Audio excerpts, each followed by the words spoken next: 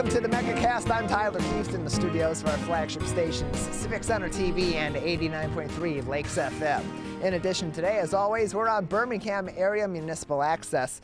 Both of our television channels on Comcast, Channel 15, and AT&T, Channel 99. We're also on the radio on 88.1 WBFH, The Biff, as well as online, CivicCenterTV.com. You can find us there at the top right of our homepage, as well as at our Watch Live link for more information and view our live program each and every day from 10 a.m. to 12 noon, as well as all of our regular programming throughout the week for replays also. You can also find us now in the city of Southfield on their cable channel on City Cable 15 out of Southfield, their municipal television station. Find us there on City Cable 15 in Southfield, as well as on Waterford Community Television. We are pleased to be joined by both of them this week. Also online at MyMichigan TV, mymitv.com or mytv.com to learn more about MyMichigan TV and to subscribe for free and watch for free online 24 hours a day, 7 days a week. In addition, at mymitv.com, you can learn where you can access MyMichigan TV or MyMy on your smartphone and on your smart TV as well, on a number of apps, including Samsung Smart TV, Android TV, Fire TV, Roku, Apple TV, and more, as well as on the iPhone, iOS App Store, as well as the Android App Store, also in Google Play, where you can find it by just searching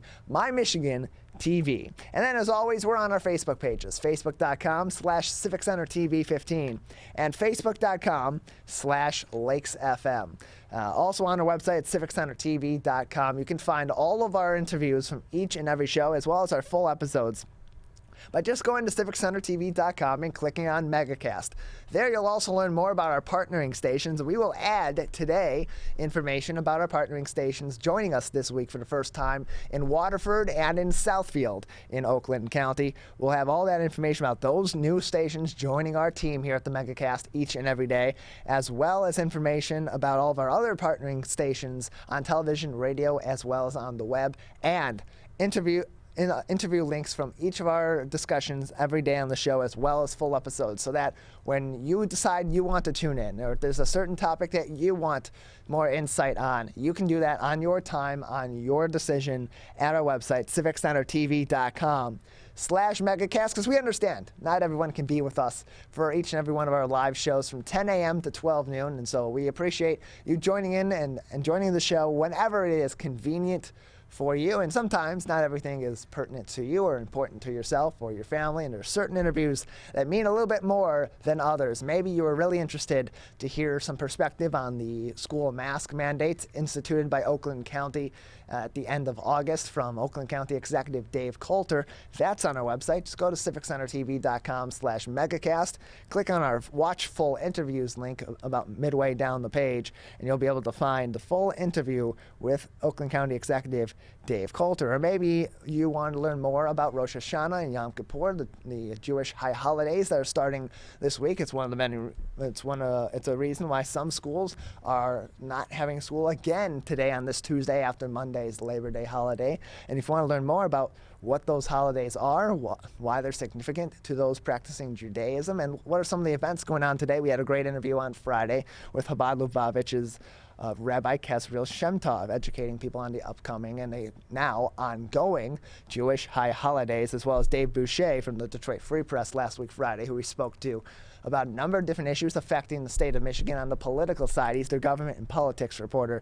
That and so many more interesting interviews from last week's shows and from shows in the past as well, many of which still have interviews that are very relevant to our communities today. And for more information that's relevant to your community, go to CivicCenterTV.com/coronavirus, where we have information from the Centers for Disease Control, the state of Michigan, Oakland County, and many of our local municipalities, including our friends joining us in Southfield and Waterford and their neighbors, such as Keiko Harbor and Sylvan Lake, Pontiac, because your neighbors also affect what goes on in your community. So you can find more information about those specific communities and their COVID-19 rules, regulations, announcements from the municipal government, as well as information about keeping safe in Oakland County from the Oakland County Health Division, at the state level from the Michigan Department of Health and Human Services, and at the federal level from the Centers for Disease Control, who continue to be leading on the front lines of preventing the further spread of COVID-19, especially with the ever-present Delta variant. In addition,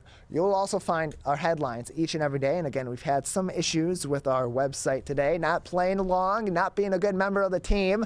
And so we will try to post those articles again for you after the show this afternoon so you can see them in full. But otherwise, they're still there. We still have our top stories today, and we'll still go through each and every one of them. The top headline today, let's go through our coronavirus tracker courtesy of our friends over at Bridge Michigan Magazine. As cases remain stable in the state of Michigan while they soar in neighboring states. COVID-19 cases in the Great Lakes state remain relatively stable, with the state reporting 4,448 cases on Thursday and Friday for an average of 2,224 per day. Those are from last week's late numbers.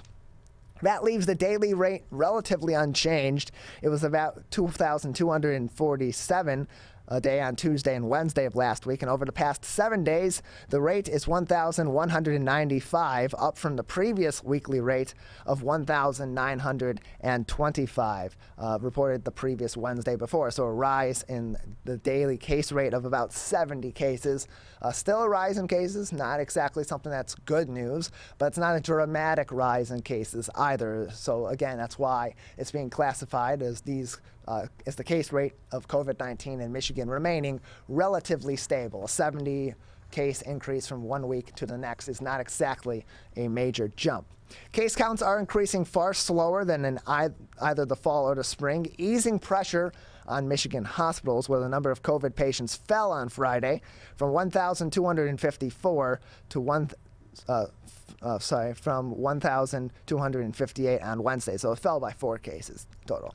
However, neighboring states have had substantial surges in COVID cases. Michigan is currently tied as the 4th lowest case rate in the country at 22 cases per 100,000 residents. Indiana is at 62 cases per 100,000 residents, while Ohio is at 45 cases per 100,000 residents, with Wisconsin at 34 cases per 100,000 people.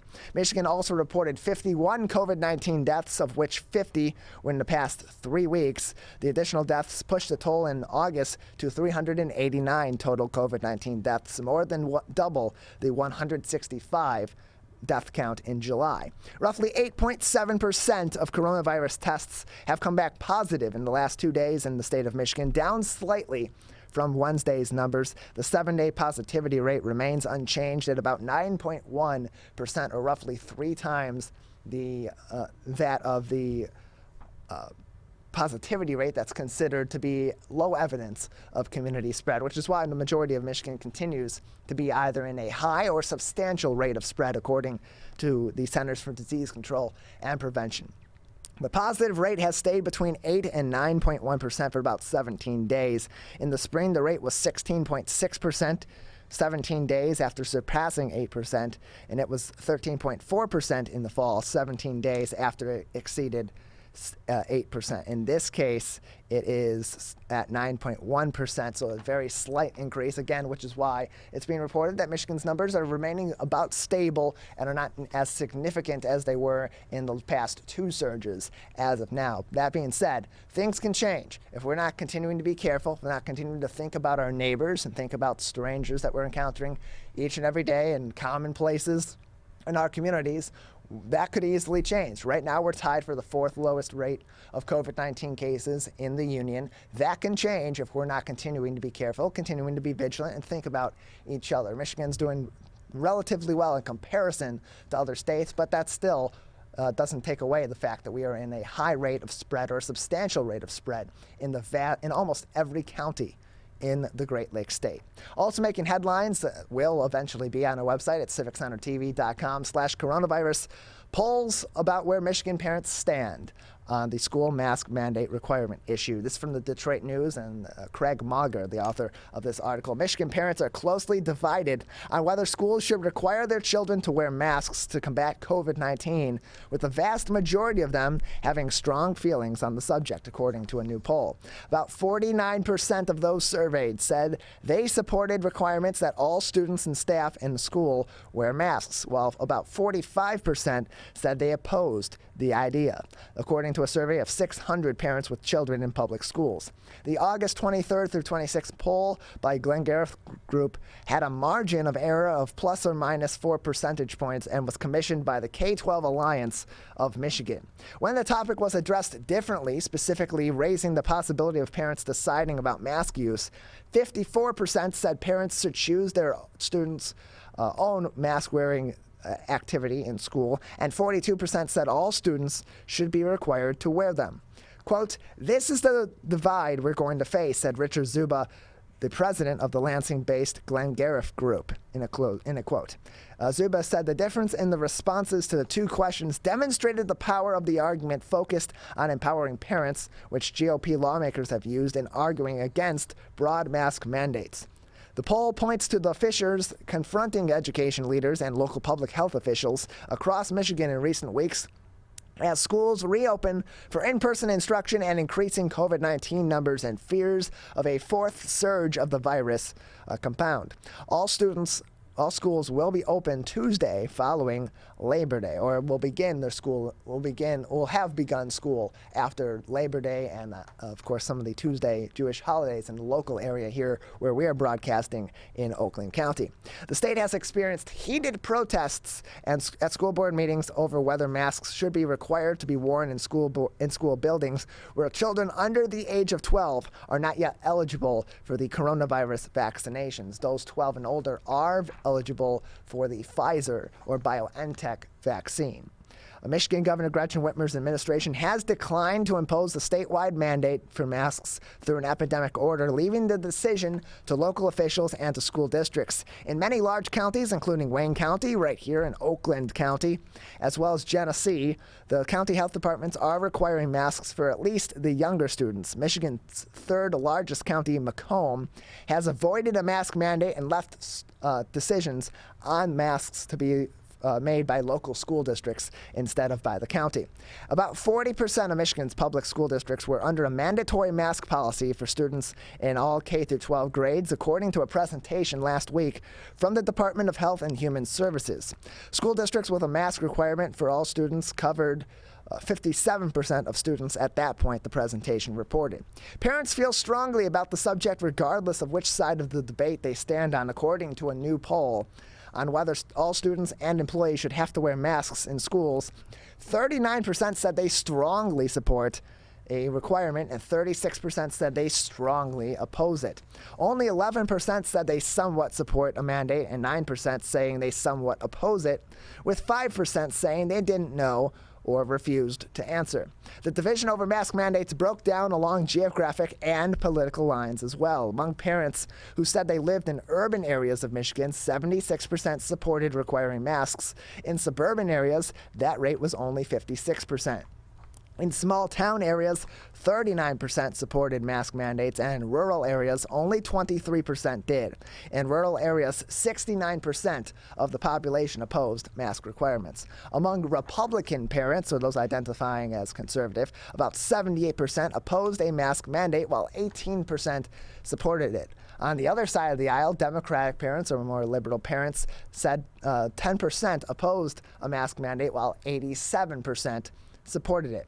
Superintendents are relying on the best available guidance from health experts on how they can keep students safe, but it's clear those numbers have taken on a divisive and often politicized tone, says Robert McCann, executive director of the K-12 Alliance, the education policy organization that commissioned this poll. In a quote, Mr. McCann was quoted saying, "We can disagree on what is ultimately best for our students' health and safety, but we can also respect that educators are relying on health experts to guide the process of what is ultimately going to keep kids safely in classrooms this year, where we know they learn best," end closed quote. The new survey also found approval among parents of the way school districts handled the COVID-19 pandemic, which forced some districts to move instruction online last year and through the last semester the year before that. Asked about the way their students supported the children last year, 69% of parents surveyed approved, while 25% said they disapproved. On whether their children had fallen behind academically, 49% of parents said their kids had fallen behind, with 50% saying their kids were either on track or ahead of schedule. Quote, "The strong support Michigan parents have for our public schools reflects the work educators have put in to help students and families through this pandemic," Mr. McCann said. Robert McCann, the executive director of the K-12 Alliance. He continued on, "As we reopen our classrooms this fall, we are grateful to be doing so with the funding support needed to implement new programs, and will directly help our students succeed after a year of unparalleled challenges that were put in front of them." Among the survey's participants, 32% identified as Republican, 28% as Democrat, and 32% as independents, which differs from Michigan's partisan landscape, where Democrats outnumber Republicans. The pollster said the demographic of Michigan parents would generally be more conservative-leaning than the state's overall population. That from the Detroit News and Craig Mauger.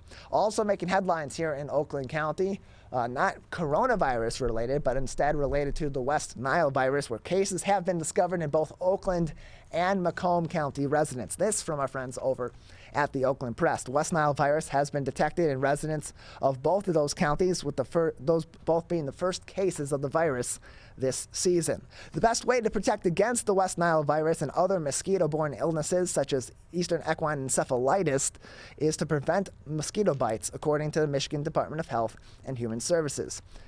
Dr. Jonay Caldoun, the Chief Medical Executive and Deputy Director for Health from the Michigan Department of Health and Human Services, said, quote, "It only takes one bite from an infected mosquito to cause severe illness. So take care during peak mosquito biting hours, which are dusk and dawn. As we head into the holiday weekend and beyond, we urge Michiganders to take precautions such as using insect repellent and wearing long sleeve shirts and long pants when outdoors during those time periods," end closed quote. The risk for mosquito-borne illnesses rises throughout the state over the course of the mosquito season, which peaks in August and September. In the past week, mosquitoes collected in the cities of Detroit and Bay, Kent, Macomb, Midland, Oakland, and Wayne counties have tested positive for West Nile virus and Jamestown Canyon virus. Additionally, Eastern equine encephalitis virus was identified in a sick deer from Livingston County. West Nile virus is transmitted through the bite of a mosquito that has picked up the virus by feeding on an infected bird. Most people who contract the virus have no clinical symptoms of illness, but some may become ill 3 to 15 days after the bite of the infected mosquito. Symptoms of arbovirus, like West Nile virus, typically include a high fever, confusion, muscle weakness, and severe headache. More serious complications include neurological issues such as meningitis and encephalitis. Precautions include using EPA-registered insect repellents with one of the following active ingredients: DEET, picaridin, IR3535, oil of lemon eucalyptus, or paramethane diol, 2-undecanone. Follow the product label instructions and reapply as directed. Don't use repellent on children under 2 months old. Instead, dress your child in clothing that covers their arms and legs, and cover cribs, strollers, and baby carriers with mosquito netting to prevent bites. Wearing shoes and socks, light-colored long pants, and long-sleeve shirts when outdoors also suggested, as well as making sure doors and windows have tight-fitting screens. Repair or replace screens that have tears on them or have other openings. Using bed nets when sleeping outdoors or in conditions with no window screens. Eliminating all sources of standing water that can support mosquito breeding in your home, including water in bird baths, abandoned swimming pools, wading pools, old tires, and any other object holding water at least once per week. To date, 22 mosquito samples, 8 birds, 1 squirrel, and 1 horse have tested positive for the West Nile virus. In terms of Eastern equine encephalitis virus, it's been found in 1 horse and 1 deer from Livingston County and a mosquito sample from Berry County. So as we are, of course, now in the peak season for mosquito bites, that being August and September, keep those precautions in mind. Wear long sleeve shirts at dusk and dawn. Put on insect repellent that includes DEET or one of those other various active ingredients that are listed in this article from the Oakland Press that will be on our website at civiccentertv.com/coronavirus. And while you're preventing the spread of COVID-19, prevent yourself and your family and others in your life from contracting but in addition to coronavirus, West Nile virus, as well as Eastern equine encephalitis, which are spread through the bites of mosquitoes. Lastly, great news and really a nice story out of Rochester Adams, where students have received an eco grant to transform their cafeterias. One student, Shatisha Bhatt, was 6 years old when she and her father pondered solutions to help save the planet. A decade later, she and 6 other Adams High School students are putting their ideas into practice. Bhatt, now 16 and a junior, is the campaign leader for the Avondale Styro Project team, which has partnered with Farmington High School and earned a $500 grant from the environmental nonprofit Grades of Green for advocating to replace school styrofoam lunch trays with planet-friendly alternatives. The grant will be used to experiment with biodegradables, compostables, and reusables. The other students are Josie Ekman, Mayuka Kalva, and Eliana Lynn, all 17, as well as juniors Gary Rastogi, who's 15, Nikita Krishna, who is 15, and Lucia Zhang, who is 15. One of the biggest contributors to the waste happened to be polystyrene trays. As environmentally conscious students, we decided to raise our voices in search for a more sustainable alternative, said Bhatt. I gathered a team of 7 girls whom I know were equally passionate about protecting our environment, and that's why we became the AHS Poly Proj. A total of 95 Grades of Green's advisors worldwide provided personal, hands-on mentorship and guidance to each of their student team services at no cost to students, their parents, or the school. During the 2020-2021 Climate Solutions campaign, in which the Adams High School team participated, Grades of Green supported 593 student eco-leaders on 95 teams from 7 states and 6 countries. The campaign, offered and run by Grades of Green staff in association with funders and sponsors, lasts an entire school year and encourages students to design and implement climate solutions in their community. So big congratulations to those students over at Rochester Adams for taking on an issue hands-on, head-on, and finding some solutions. And then on top of that, putting those solutions into action. Great article. You can read that entire thing from our friends over at the Oakland Press on their website, theoaklandpress.com, or by finding this article later on today when we post it on our website at civiccentertv.com/coronavirus. We have a good show ahead for you today. At the beginning of the show, in just a few minutes, we'll speak with Brian Broderick, who is the executive director of the Michigan Association of Non-Public Schools, to talk about what non-public schools are going to look like going into the fall, especially considering coronavirus. Do they fall under the same mandates as our public schools? Those non-public schools being, of course, some charter schools, some religious schools, and more. We'll talk to him after the break. Then, bottom of the hour, we'll speak to TechTown Detroit's Managing Director of Entrepreneurial Programs and Services, Amy Rencher. In the second hour of the show, we'll speak with Dr. Manu Malhotra from Henry Ford West Bloomfield Hospital, as well as Dave Klonke from the Real Men of Orion. And we'll finish the show off today speaking with Tracy Chirikas, who is from the Alliance of Coalitions for Healthy Communities. All of that coming up next. You are watching and listening to the Megacast. How does marijuana affect the teen brain? Our brains are still developing into our 20s. With regular use, marijuana can affect teen brain development. It can affect our brain's circuitry and blood flow and impair thinking, learning, and memory function, which could hold us back from reaching our potential. Don't let marijuana mess with your brain. Get the facts at michigan.gov/drug-free. I couldn't breathe at all. There was lots of talk about putting me on a ventilator. I thought I was gonna die. I was 39 weeks pregnant and had a scheduled C-section. During that time, I got COVID and was hospitalized for a month. I had a blood clot in my lungs. It caused me to go into right-sided heart failure. I was really scared. I kept texting my husband and my mom, telling them how scared I was, and I was worried that he was gonna grow up without a mom. And then I was worried if, when I did get home, that he wouldn't know who I was. You know, being 27 and a mom and a wife and having that all almost taken away from me. It's scary, and if a vaccine can prevent that from happening, why not?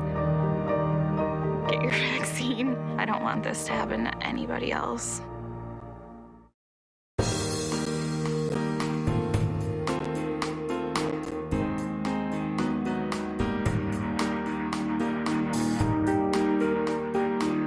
Lately, we've had a lot of information come in, and we've done a lot of talking about what our public schools are doing in response to COVID-19 heading into this new school year.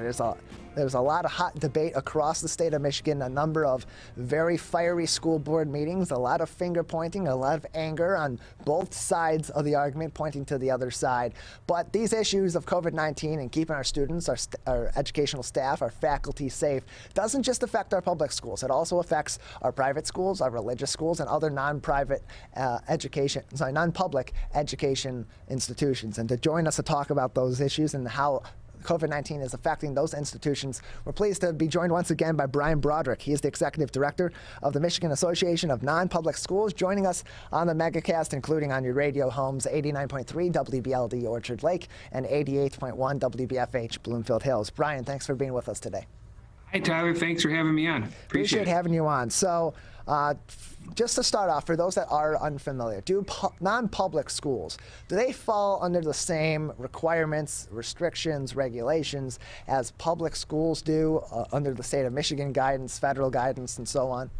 Yeah, with regard to the public health guidance that's come out and the public health mandates that have come out over the past year from the state of Michigan and now local county health departments, yes, they all apply to private schools as well as public schools. So has that affected plans or execution of plans going into this school year? Because some institutions on a public level had mask mandates in place or vaccination requirements for staff in place. Others were kind of a mixed bag of either having all of those things be optional or some of them be, such as mask wearing, be required. What was mostly the case for our non-public schools, and how did some of these local health orders change the game for that as they prepared to start the school year? Yeah, for our members, which are the Catholic schools in the state of Michigan, the schools in the Lutheran Church Missouri Synod, and then Christian Schools International, we pretty much mirrored in terms of the public schools what they were doing with regard to responding to COVID. So some schools were planning on having or requiring masks. Some schools were requiring masks just for the younger grades. Other schools were not requiring masks at all. I don't believe we had any vaccination requirements or mandates for staff at all. I think every staff at a non-public school is encouraged to get vaccinated, but I don't think anybody mandated that it had to occur. And so that was sort of the drive in terms of how things were going to go at the beginning of the school year. Then across the state, we've seen a number of local county health departments actually issue orders mandating masks. Some have been K through 12. Others have been K through 6. So those students who cannot get vaccinated yet, usually ages 12 and under, requiring mask mandates. So that's caused our schools to, have to sort of change course to tell them whether our local county health or mask mandates in place, that the school will abide by those health orders as they're required to by law. And then we had a number of schools where there are no local county health orders still require students, particularly in the under 12-year-old students, to wear masks as well. So it's kind of across the board. It kind of mirrors what's going on, I think, in the public school side. And I think the angst and reaction to it amongst our parent community also mirrors the same that you're hearing with regard to public school and public school board meetings. There are, a set of parents who want their children to wear masks, and there are a set of parents who don't want their children to wear masks and don't appreciate being told that they have to by a local unit of government. We're joined by Brian Broderick. He's the Executive Director of the Michigan Association of Non-Public Schools, or MANS, with us on the Megacast today. And on that note, with the differences that are still at play between those that are in favor of mask mandates and those that are against it, we've seen a lot of really chippy debate at school board meetings on the public side of the coin over the last several weeks, several months leading up to this school year. Across the board, you've mentioned that there's been some pushback from parents that are against mask mandates and mask policies. Across the board, generally speaking, what has been the verdict of our non-public schools here in the state of Michigan? Are they mostly going with mask mandates? Of course, depending on their public health orders, but regardless of those public health orders, have they mostly been in favor of those mask mandate precautions, or has it been more of if they can pick and choose, they go with a more optional route? Yeah, I think the schools that are in counties that have a mask order, at least in our membership, are complying with the mask order. Nobody wants to do it. Nobody wants to have the students in masks, but nobody wants to go to on a remote learning or a hybrid learning either. And so it's the sacrifice that schools have decided to make in order to make in-person learning viable this year. And so they're going to do it with the mask. Now, there are schools, I know there are schools that are out there that are not complying with the mask mandate. I know there are private schools that are out there that are not complying with the mask mandate, and it's caused a rift because there are students in private schools who have the mask mandate and are implementing it and requiring it, and then there's a school down the street that could be a private school that isn't doing it and is just ignoring it completely. And so parents are pulling their kids out of one school and sending them to the school without masks. And that's a problem, and that's going to come down to whether local county health departments are going to actually enforce their orders. I know there's one in Oakland County, for instance, where this is going on. We're joined by Brian Broderick, Executive Director of the Michigan Association of Non-Public Schools, with us today on the Megacast, talking about the mask issue, the vaccination issue, the hot debate among all of our schools, because it doesn't just apply to our public schools in this situation. It's also been a hot debate in our non-public schools, which affects a lot of students and a lot of staff as well. Let's talk about the staff, though. In some school institutions, they are requiring, particularly at the college level, we've seen this more than we have at the K through 12 level of any kind, that these institutions have required in many cases for their staff and their faculty and even their students to be fully vaccinated against COVID-19. What is the status across the board with our non-public schools in terms of, particularly for the staff, having them required to get COVID-19 vaccines? I'm not aware of anybody requiring it. I think it's strongly recommended that staff get vaccinated, but I don't know anybody who requires it. I think the colleges generally are doing it, the ones where there's residential living, and so they have students that are living in dorms or apartment buildings and such, and then you have teachers that are coming in and professors that are teaching them, and so they're trying to mitigate the spread. It's a little bit a different sort of setting in K-12 where students go back to their homes and there's not that sort of congregate living. But yeah, I'm not aware of any school, public or private school, that has actually mandated that their staff get vaccinated, but I think it's strongly encouraged. In terms of other precautions that are being taken, beyond mandates, beyond the mask mandate, beyond the vaccination requirements or vaccination recommendations, there's a great article today from Michigan Magazine that kind of analyzed with some data various precautions that can be taken against COVID-19 or are being taken against COVID-19 spread in schools. It particularly focused on public schools, but these different scenarios and these measures apply to all school institutions. What additional measures beyond, of course, requiring masks, social distancing, have our public schools put into place as a result of the COVID-19 pandemic to aid the prevention of the spread of COVID-19? Yeah, I think there's a lot of things going on in the schools, and they're really a carryover from last year, but there's a real big emphasis on hand washing. There's a big emphasis on keeping kids, apart as much as possible in terms of distancing. There's a real big emphasis, and it'll work well for the next couple months, is to have as much classroom time outside as you can, because that relieves the mask requirement. So if you can move the children outside and teach outside, and with proper equipment and technology, I think that becomes more and more possible. That helps as well. So that's a big emphasis. Obviously, you can only do that for a few months here because of the great weather that we have in the state of Michigan. And by the time you roll around to November or December, outdoor education becomes a little bit more difficult. But those are the kind of things that are occurring. And then every year, schools emphasize to parents, keep your kid home if they exhibit any symptoms. And this is pre-COVID. Anytime you have a fever or not feeling well, you shouldn't send your student to school. And that's really being emphasized this year because of the rapid spread of COVID, that if you're sick, you got to stay home so that those germs don't spread. In terms of online learning and virtual learning capabilities, we've seen some school districts that while they're focusing on returning most of their kids to in-person learning, they're still providing some of those virtual means in this school year, because some families and some kids have found that it's more effective for them in their learning process. Are we seeing that in any or in many of our non-public school institutions as well? Yeah, I don't know if it's very widespread. I mean, there might be some isolated instances where an online or remote option is available, but the real emphasis is to get the kids back into a classroom and do the in-person learning. That seemed to be the most effective for most of the students.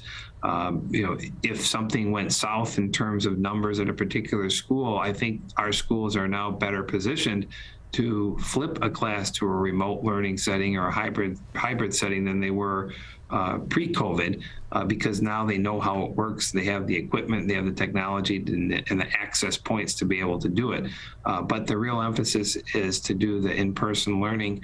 And if there is some sort of a circumstance that comes up where somebody has to do remote learning, I think that they can pivot to do it, but it's not something that they're anxious about doing or really want to do on a widespread basis.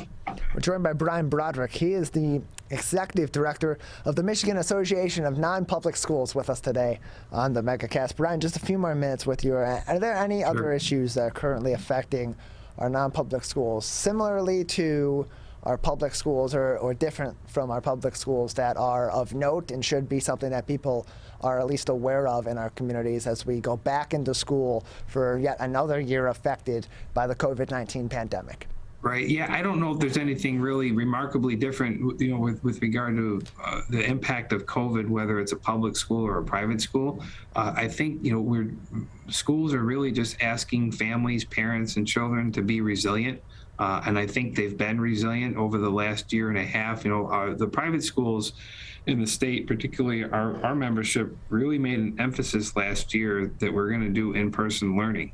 And so the schools were open pretty much all last year, except for where there were problems with when a COVID outbreak occurred. They would have to shut down for a period of time or shut down some classrooms. But overall, the emphasis was, we can do this with the proper precautions. And I think we're trying to do it again this year as well with all the proper precautions. So the real message is for parents and students to remain patient and keep up that resiliency, so that we're able to educate children. That's what we're in the business for, is to educate children, and that should be the ultimate goal of any school. And if there are requirements that come along the way that serve the public health, and no matter how distasteful they might be, I think that our schools need to be able to adapt to those requirements and do the best they can in good faith and follow the requirements that are placed upon them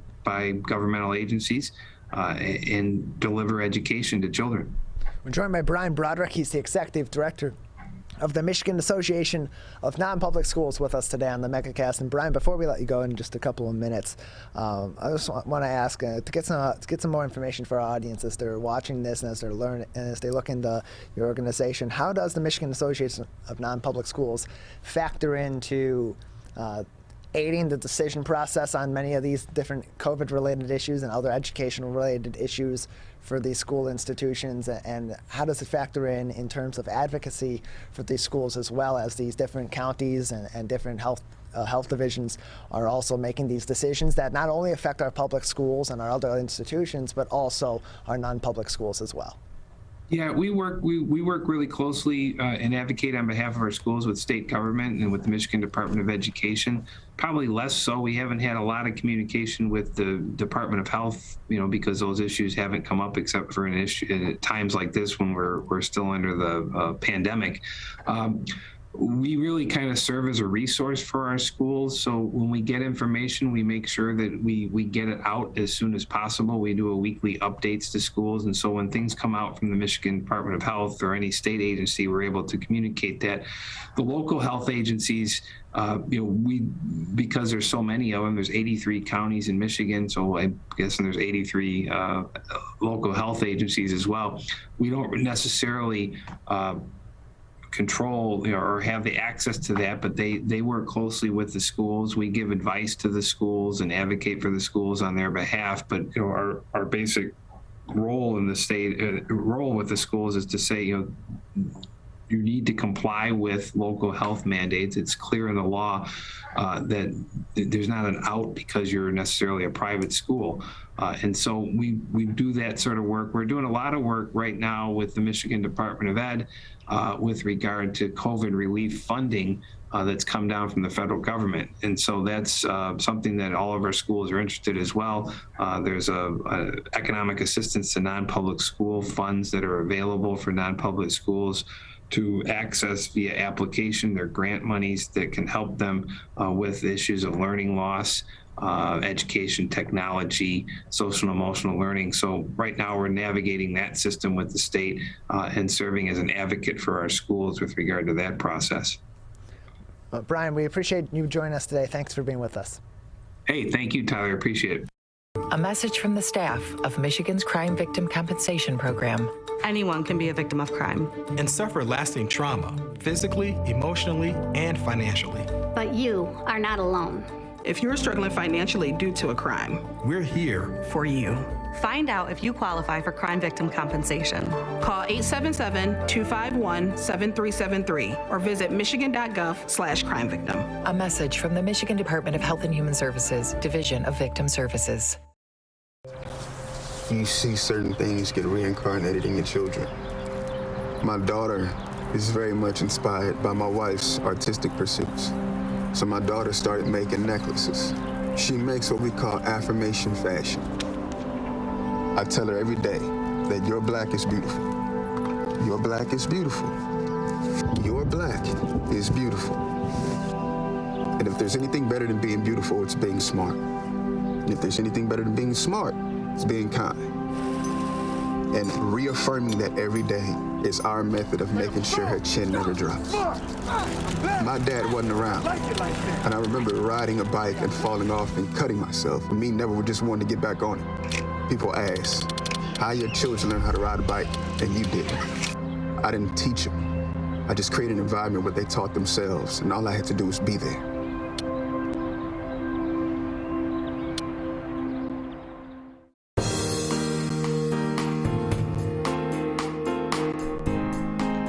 Welcome back to the Megacast. I'm Tyler Keefe here in our studios in West Bloomfield Township alongside our board operator and studio producer Calvin Brown each and every day as we broadcast live from 10 a.m. to 12 noon on Civic Center TV, on Lakes FM, and on a number of other TV, radio, and internet outlets each and every day. Learn more about each and every one of our broadcast systems that are partnering with us every day, Monday through Friday, 10 to noon here on the Megacast, and throughout the afternoon for replays on our website, civiccentertv.com.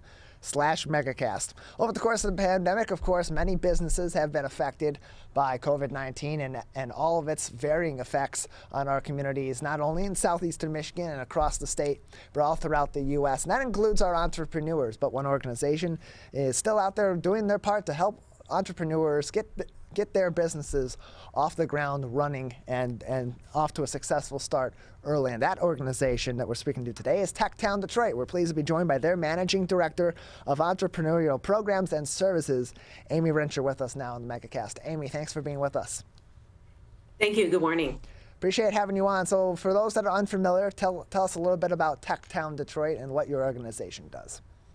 Yeah, so TechTown is a nonprofit business service organization. We own and operate a 135,000 square foot co-working conference and event center in Detroit's New Center neighborhood, and support early to growth stage tech and small business entrepreneurs in Detroit and the Southeast Michigan region. Over the course of the pandemic, has your organization, being that it works so close with these entrepreneurs and these small businesses, have you seen a boom in entrepreneurship over the course of the pandemic as people have had more time to kind of put their ideas into action and maybe have had to do it in some cases out of necessity due to a rash of job losses? Your latter point is salient there, right? We're experiencing, again, a time similar to the Great Recession in Michigan, in which we got a whole new crop of entrepreneurs of necessity, as you stated, folks for whom they've been laid off or because of COVID-related concerns, their health to themselves or their family, have chosen to take a new path or chosen to really dig into something, a passion that they've been sort of working on the side for a number of years. So we're certainly seeing that trend again in the unfortunate circumstances of the pandemic here in the city and the region. But I'll also say that Detroit's, we say that we represent Detroit's entrepreneurial spirit, and it is a strong spirit, and it is a tough go right now. The small business owners continue to struggle because of the lingering effects of the pandemic. And so for as much as we're excited, particularly in the tech world, about the startups coming at this time, there's a whole bunch of small businesses that still need our support. Over the pandemic, where has been the one or the several most important areas of assistance that these entrepreneurs and these small businesses have needed from an organization like yours? Well, early on in the pandemic, and that really was early on, the sort of rapid onset of March last year in the city of Detroit specifically, we launched 2 back-to-back grant relief funds, rapid relief funds for very small businesses. So we call those sort of micro enterprises, those with 10 or 15 employees or less, home-based businesses, freelancers, and that to inject some immediate liquidity in the market. And that was sorely needed, and followed by a number of similar efforts from colleagues like the Detroit Economic Growth Corporation and certainly state of Michigan thereafter. Since then, and part of the reason why we're on today talking about kind of the shift in programming at TechTown, we've had to shift and evolve with the changing nature of the market. And so we offered thousands of one-on-one consultations in the past year, quickfire sort of Q&As. Hey, how do I update my hours on Facebook or on Google Business, which I haven't perhaps done since I started my business, but because of the pandemic, these times are shifting quite a bit right now.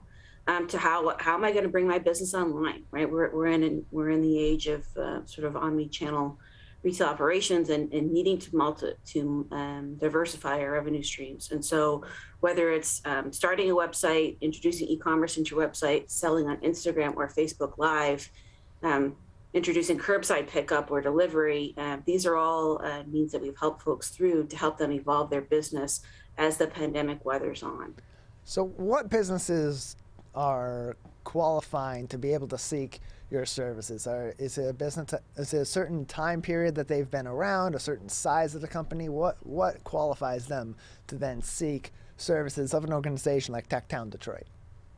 So as I said, we're a nonprofit 501c3 organization. There are many opportunities for the public at large, whether you're located in the city of Detroit or not, to receive services from TechTown. We have talked about these consultations. We have the TechTown strategy sessions. We have our Ask an Expert program. We have a network of over 100 subject matter experts in finance, marketing, HR, web development, that you can schedule a one-on-one virtual appointment with right now to help forward your business. We have the TechTown training series, an on-demand training series that helps folks center around these sort of pivot points I talked about, right? So sort of adding e-commerce to your business, or manage or working through unemployment benefits, for example.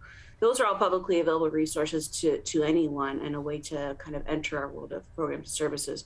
Our core programs and services are focused on Detroit-based businesses, Highland Park and Hamtramck-based businesses, as well as Black and female tech founders specifically. And there's a whole slew of resources we have, again, for sort of early to grow stage. So on the tech side, we fill a unique void in the market for idea stage type businesses. If you're looking to see, is this idea something that can generate recurring revenue over time, right? Can I scale this idea? TechTown is a place for you in the region for tech businesses specifically. On the small business side, we focus a little further up. And so you had an idea, maybe you've sold your goods on consignment, you've sold your goods at someplace like Eastern Market or online, you've been popping up, and you're looking to make this your permanent business venture, and servicing the longtime neighborhood business owners in the city who have a tremendous economic impact on the city of Detroit, Highland Park, and Hamtramck. We're joined by Amy Rencher. She is TechTown Detroit's Managing Director of Entrepreneurial Programs and Services, with us today on the Megacast. And over the course of the pandemic, Amy, have you found that TechTown services have become even more important to these businesses, to these small businesses and these entrepreneurs, even before the pandemic? Absolutely. So TechTown is we're in our 16th year of operation in the city, so we're not a newbie, but certainly are not known to all. And so we continue to offer opportunities to come in and to our programs and services.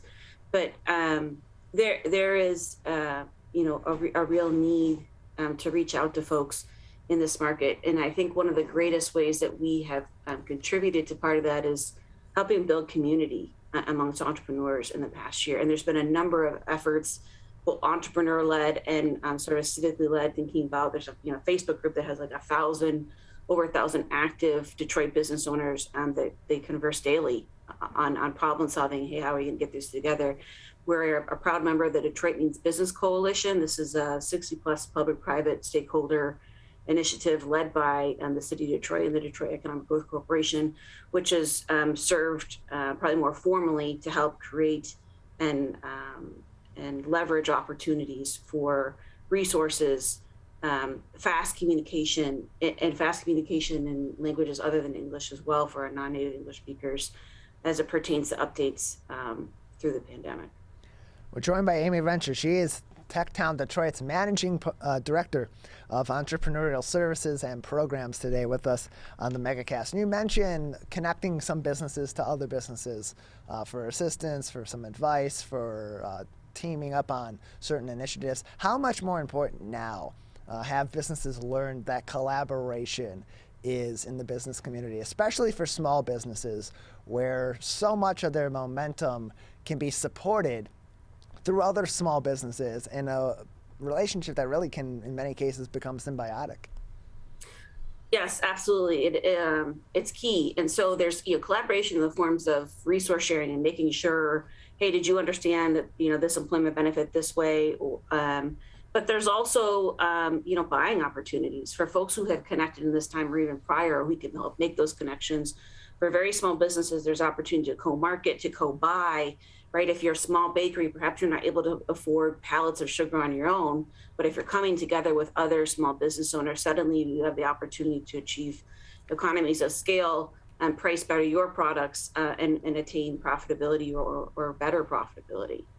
We're joined by Amy Rencher. She's the Managing Director of Entrepreneurial Programs and Services at TechTown Detroit, with us today on the Megacast. Learn more at techtowndetroit.org. Amy, at this moment in time, or just really in general, what businesses or which entrepreneurs should be pursuing your services, your organization's services, and really when is the time that they should begin pursuing those additional assistances and help?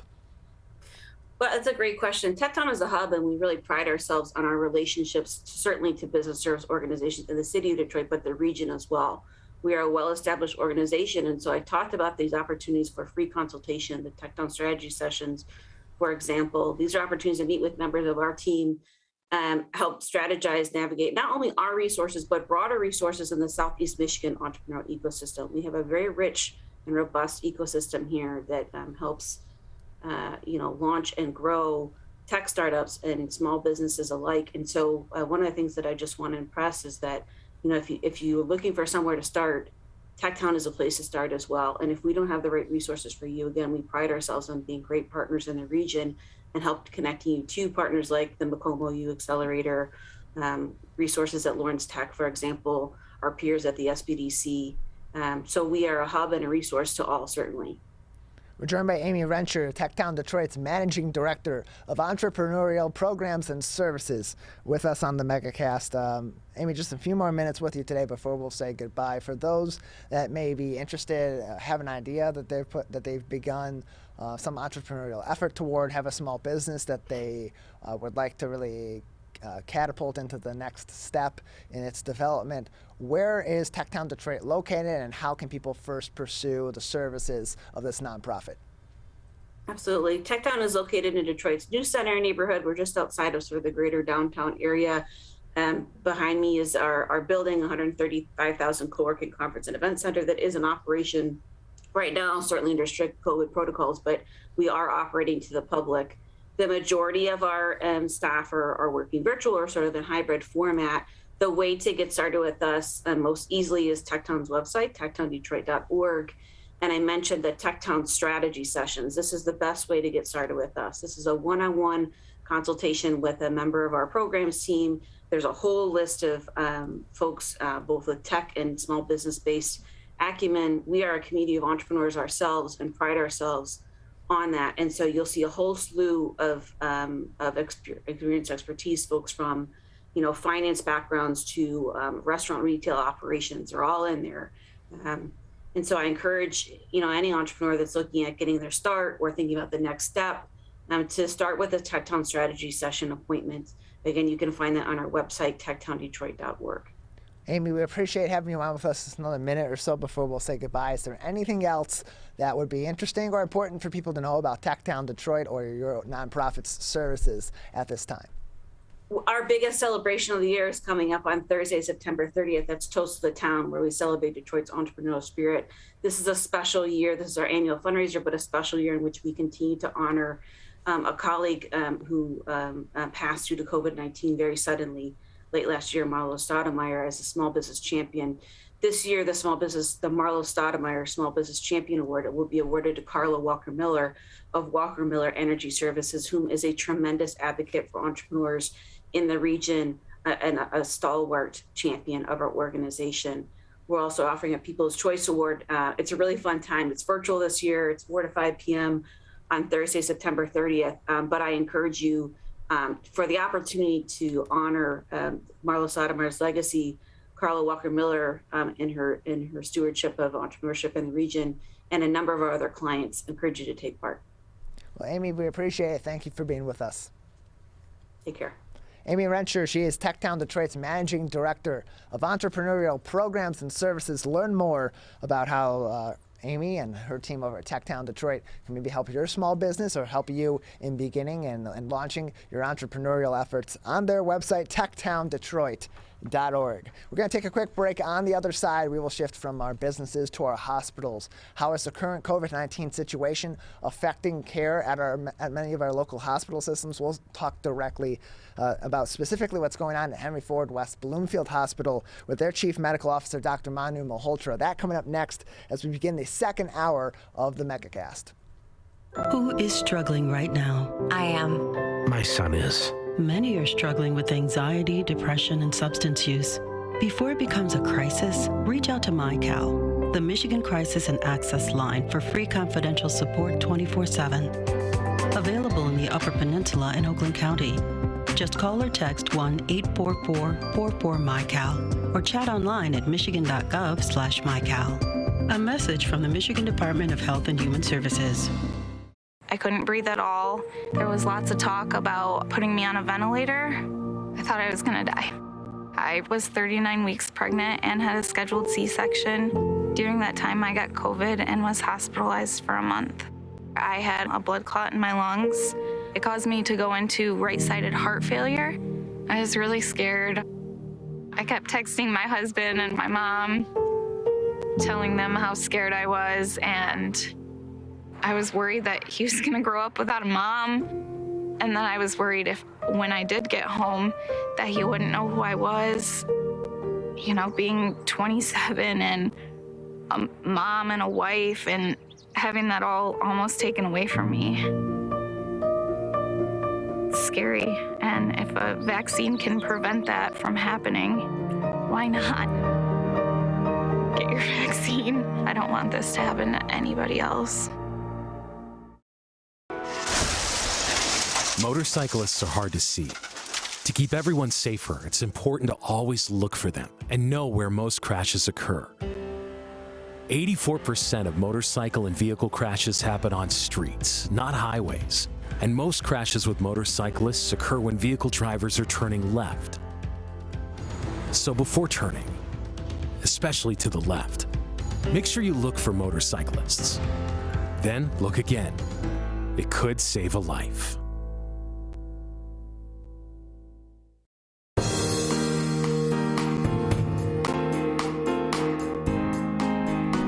Welcome back to the Megacast. I'm Tyler Keefe. You're watching us on Civic Center TV, as well as on Birmingham Area Municipal Access, Waterford Community Television, as well as City TV 15 in Southfield. Joining us for the first time today on the Megacast as they join our team of television networks. We're also on 89.3 Lakes FM on the radio and 88.1 The Biff out of Bloomfield Hills. On the web, we're on CivicCenterTV.com, as well as on MyMichigan TV. On the web at MyMichigan TV at MyMyTV.com, MYMITV.com, as well as on the MyMichigan TV smartphone app and smart TV app. Search your mobile phone and your smart TV app store to find MyMichigan TV and watch not only the Megacast and Steve Leto Live, the live programs each and every day, Monday through Friday, between 10 a.m. and 1 p.m.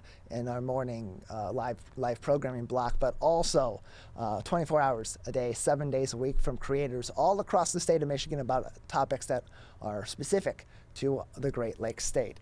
And find us as always on our radio homes, 89.3 WBLD Orchard Lake and 88.1 WBFH Bloomfield Hills. The current COVID-19 situation in the state of Michigan, not quite as severe as it is in many of our neighboring states, but still a very concerning situation with the majority or almost all of Michigan counties classified by the Centers for Disease Control as either being in a high or substantial rate of spread. We're pleased to be joined now to talk about how that's affecting our hospital systems with Dr. Manu Malhotra. He is the Chief Medical Officer at Henry Ford West Bloomfield Hospital. Dr. Malhotra, thanks for being with us today. Thanks for having me.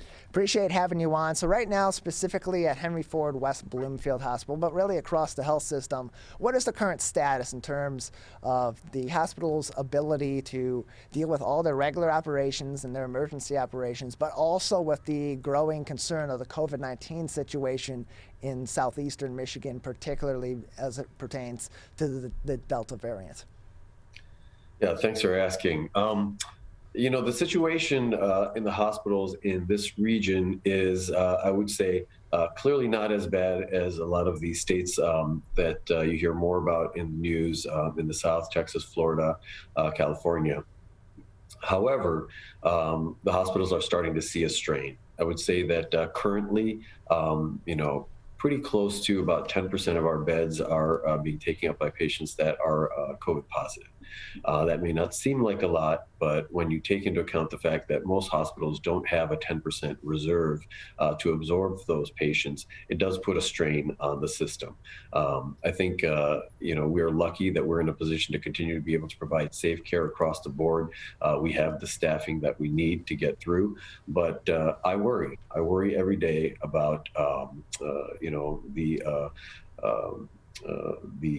state of the people who are working in these conditions in the pandemic. The frontline nurses and doctors have been doing this now for 18 months, and it takes a real strain. You can do it for a day, a week, a few weeks, running at that level of anxiety, stress, and strain, but to do it for 18 months is a long time. And, I think when you put the strain of the pandemic in, juxtapose it next to the huge nursing shortage that is being felt across the country, we're in a very precarious position, and everything that we can do as a community to help us get out of the pandemic is going to be helpful.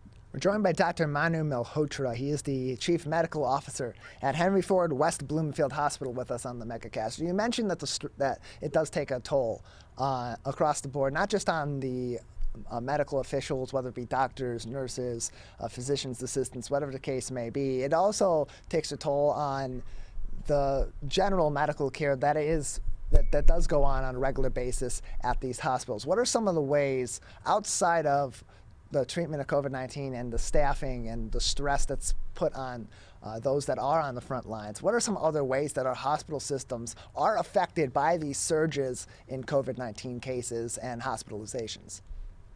Well, the CDC just released information about the fact that hospital-acquired infections are on the rise across the country. Now, you can speculate about the exact reasons for that.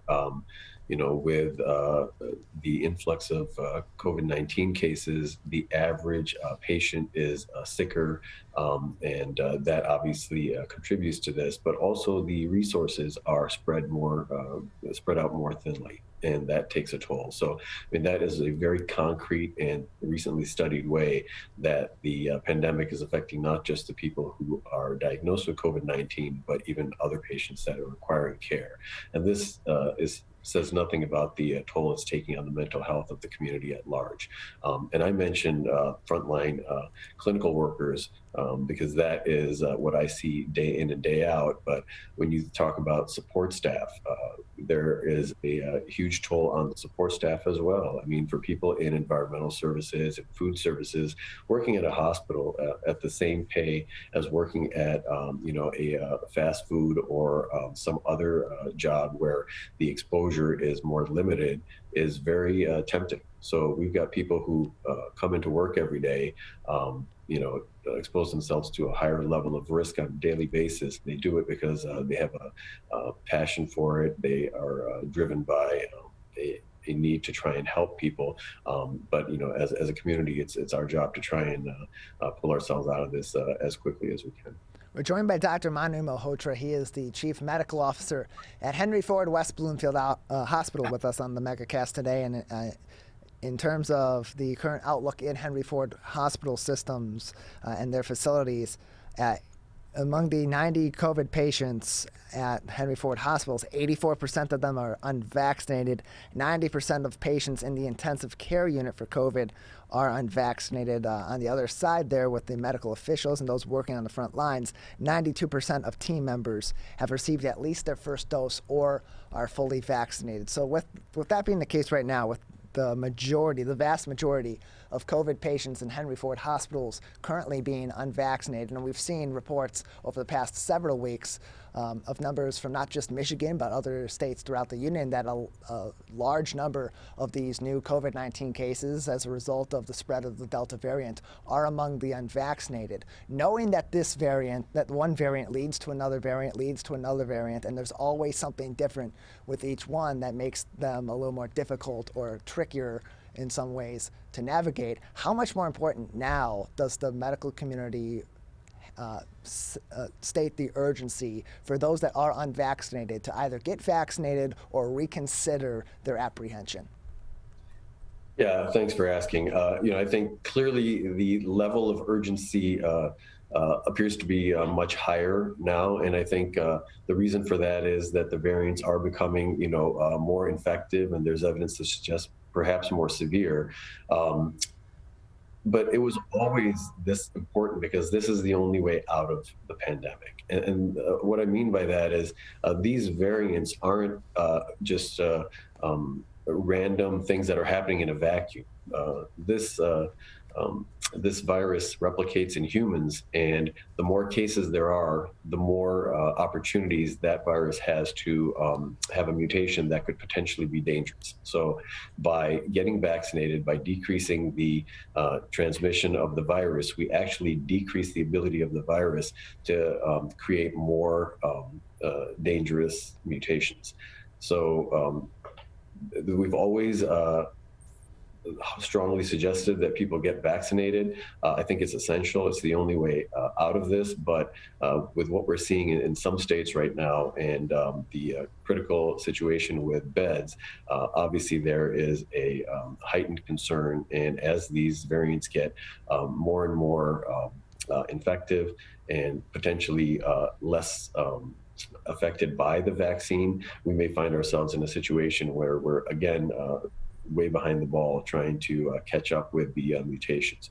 Currently, we're lucky enough that the vaccines that we do have are very, very effective, and I mean over 90% effective when it comes to preventing hospitalizations and death. And those are really the primary outcomes that we're looking for. There is some data out there that the effectiveness of these vaccines against transmission is lower than it was previously, but still obviously way, way higher than for the general public. So if you look at the data and you look at where the deaths are occurring, I think it's obvious that the vaccines continue to be extremely effective.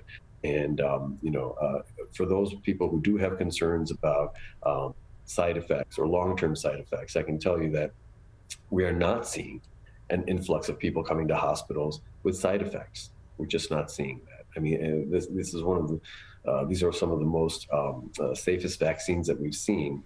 And when you look at, the risks of side effects, even long-term side effects, we know that COVID-19 has a significant component of patients that end up with long-haul symptoms. These are symptoms that don't just go away when you recover from the acute infections. We have had friends, employees who are dealing with very long-term symptoms, and things like long-term loss of smell and taste may seem not like a big deal by hearing it, but for people who want to enjoy their food, that's a huge, huge loss. Long-term symptoms that are neurological in nature can cause difficulty in concentration, make it difficult for people to do their jobs. So there are known long-term symptoms from COVID-19 infection. There are no known long-term effects from the COVID-19 vaccine, and the way the vaccine works, there's no reason to believe there should be long-term side effects. We're joined by Dr. Manu Malhotra. He is the Chief Medical Officer at Henry Ford West Bloomfield Hospital, with us on the Megacast to talk about the current situation in our hospital systems, particularly Henry Ford, in terms of how they're being affected by the recent surge in COVID-19 cases, with most of Michigan's counties, almost all of Michigan's 83 counties, classified as high or substantial spread of COVID-19 at this moment in time by the Centers for Disease Control and Prevention. And Dr. Malhotra, a lot of this comes down to the spread of information and also the spread of mis- and disinformation about the vaccines, about COVID-19, and a number of other things that are affected by this pandemic. And so a lot of the initial advice people get about clearing up the confusion is, well, speak to your doctor. But the fact of the matter is, not everybody has a primary care physician, or not everybody can go ahead and seek information from a doctor that they would regularly see. For those that cannot do that, at least through Henry Ford's health system here in West Bloomfield and through all of Metro Detroit, what's the best avenue for them to go through to seek that advice from your health system? Yeah, so we have information and frequently asked questions answered on our website. Obviously we recommend calling your primary care physician, because you may have a relationship and have the trust that's needed. But there's information available at the CDC website. There's information available on our website. So I think making sure that you're getting your information from trusted medical sources is the key here. I think one of the biggest problems that we've run into is medical sources of information are being lumped in with any source of information, and people are finding conflicting information on vaccine efficacy, on vaccine safety, on the COVID-19 infection numbers, death rates, and it's all being lumped in together. And I think it's very important to separate out the scientific facts than the conjecture and some of the information out there that is blatantly misinformation. So, you've trusted your doctors to deliver your babies. You've trusted them when you're sick. So I don't think this is the right time to decide that, that you don't trust the medical institution. Physicians, nurses who are working in hospitals are not in any way benefiting from COVID-19. They don't get any benefit from getting people to take the vaccine. I think one of the questions I recently got was, the vaccines are huge moneymakers for the hospital, and the answer is they're not. The medications that we give for the care of COVID-19 patients don't change how much the hospitals make. So we're trying to make decisions based on the latest science, and the latest science again shows that the vaccines are remarkably effective in preventing the severe disease, hospitalizations, and death. And that is the best way you can protect yourselves and protect your loved ones. Find more information on COVID-19, information from reliable sources such as the CDC, the state of Michigan, and Oakland County by going to our website at civiccentertv.com/coronavirus, where you can click on the Oakland County page, and it'll give you the number for the Oakland County Nurse on Call, which we will also give you now, 1-800-848-5533, 1-800-848-5533, that you can call for more information on COVID-19 vaccines, to get some of your questions answered. If you don't have a primary care physician that you regularly go to for a number of different reasons, or you can't go visit a doctor at this time, they can answer those questions. And we also have on that link on our website to the Oakland County COVID-19 page information of how you can text and email the Oakland County Nurse on Call about COVID information as well. We're joined by Dr. Manu Malhotra. He is the Chief Medical Officer at Henry Ford West Bloomfield Hospital, with us on the Megacast. And Dr. Malhotra, we've heard a lot over the last couple of weeks, really, about people seeking alternative treatments, for lack of better terms off the top of my head, for COVID-19, particularly those that are not vaccinated. Things such as ivermectin, which is a known horse dewormer and is not suggested by the CDC to be used as a treatment against COVID-19. But there are other treatments that are suggested and are being utilized by those in our medical community to help people treat the COVID-19 symptoms. What are some of those much more effective and safe methods that are being utilized? Yeah, I think, it's an interesting one that you brought up. I'm not sure why ivermectin has gotten so much support, but, repeatedly most of our science that we have on this, the research that we have on this, is very, very inconclusive about benefits and is pretty conclusive about risks. So that is certainly not recommended. There are a number of other treatments that we use that are better studied, whether it's antivirals or steroids, and there is a protocol that is designed for each hospital, and that is something that we are very, very committed to making sure that we follow. There's a lot of pressure to use some untested treatments, going to the point of actual court cases. There was one recently in Ohio where ivermectin was upheld and then now has been reversed. And we'll continue to make sure that we're following the science when it comes to treatment. We're joined by Dr. Manu Malhotra. He is the Chief Medical Officer at Henry Ford West Bloomfield Hospital. And lastly, with just a few more minutes remaining with our time today, Doctor, I want to talk about the COVID-19 boosters. At this time, who should be seeking a potential booster shot against COVID-19 if they are fully vaccinated? And why are we seeing this being urged now for these certain populations? Yeah, so if you are immunocompromised, a cancer patient being treated with chemotherapy or had it recently, certain subsets of populations are being urged to get that booster, and that's what it's approved for. The reason that we're seeing this is, one, the folks who are immunocompromised have not, would be at risk of not mounting as strong of a response as a person with a normal immune system. So after their first and second immunizations, their response would not be as strong. And this is meant to augment that. We have evidence that a second booster does augment the immune response.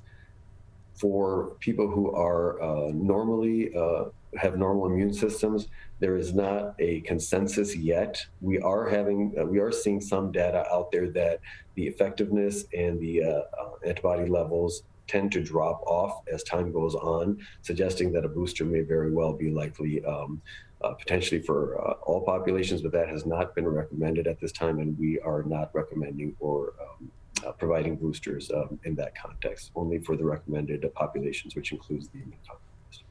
Dr. Malhotra, we've been pleased to be joined by you today. Before we let you go, anything else that would be important for our audience to know about COVID-19, about the situation in our hospital systems, particularly Henry Ford Health System and here in West Bloomfield, before we say goodbye?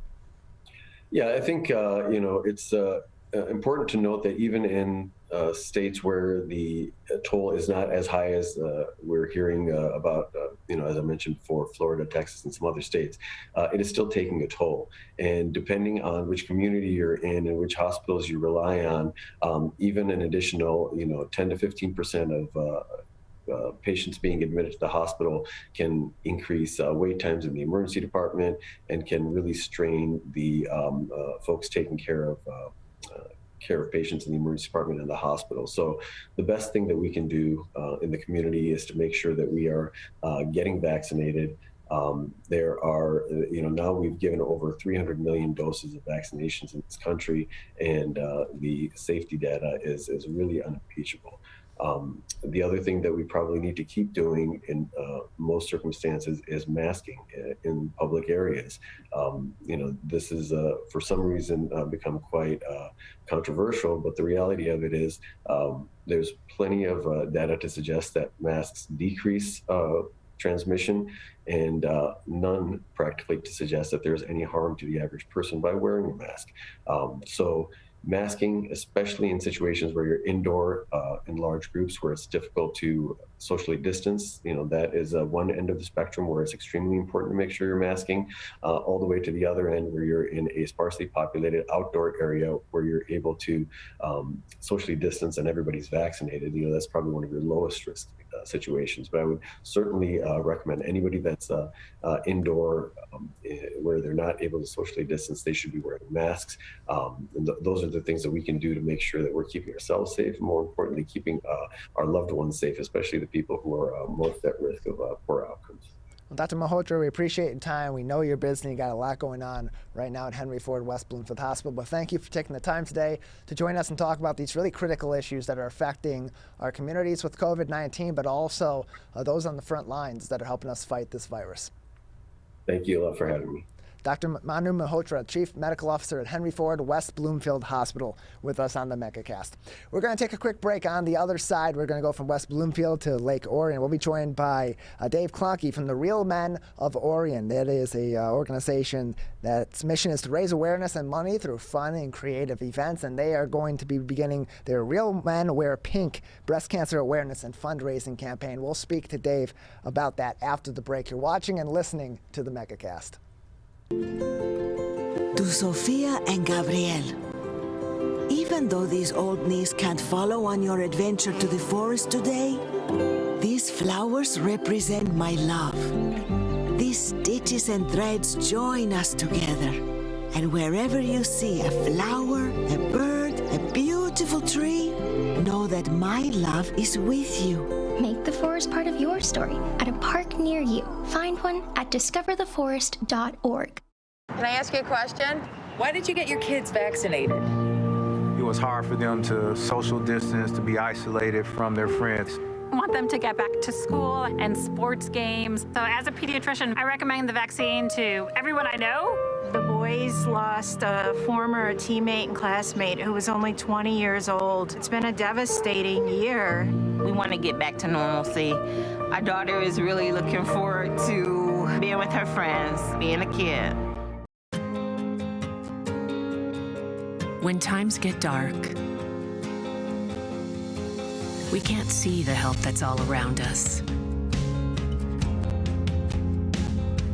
When you don't know where to turn, let 211 be your guiding light.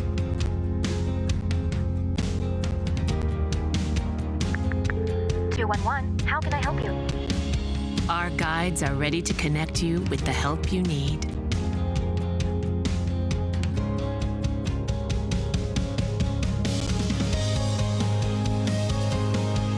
For help with food, healthcare, mental health, and other resources.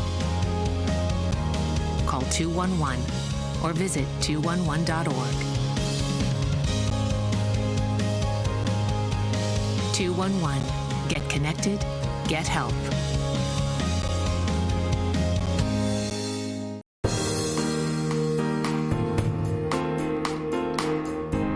Welcome back to the Megacast. I'm Tyler Keefe here in our studios in West Bloomfield Township. Although we're broadcasting all across the state of Michigan, around the world on CivicCenterTV.com and on My Michigan TV. You can view us on our website, CivicCenterTV.com, on our Facebook pages, Civic Center TV 15 and Lakes FM, and on My Michigan TV on your smartphone by going to the Apple iOS App Store as well as the Google Play and Android App Stores and searching My Michigan TV, or by going to your smart TV app store, whether it be Roku, Samsung TV, Apple TV, Fire TV through Amazon or many others, and all those are listed on their website, mymitv.com, mymitv.com, to learn more about that.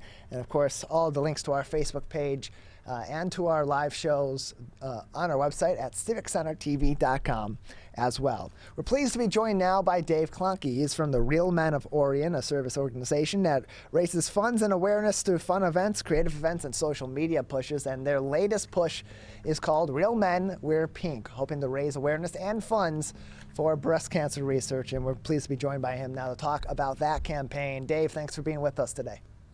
Thank you, Tyler. So tell us a little bit about the Real Men Wear Pink campaign. When does it start? How can people get involved? Well, it pretty much starts right now in September and October. October obviously is Breast Cancer Awareness Month, so that obviously is the big month. But we started actually on August 1st with a big event here in Lake Orion, and have been doing some smaller individual events. We had a game night a couple of weeks ago and raised some money, and so far we've already raised close to $14,000, and we're excited about that. But yeah, we kick it off here. We have a happy hour event in downtown Lake Orion tomorrow at Wine Social. That's from 4 to 8, and just a great opportunity for us to raise awareness and money all at the same time, and have a lot of fun doing it. So that's kind of our mission: raise money for breast cancer and our fight against breast cancer, and also raise awareness, but really have fun doing it.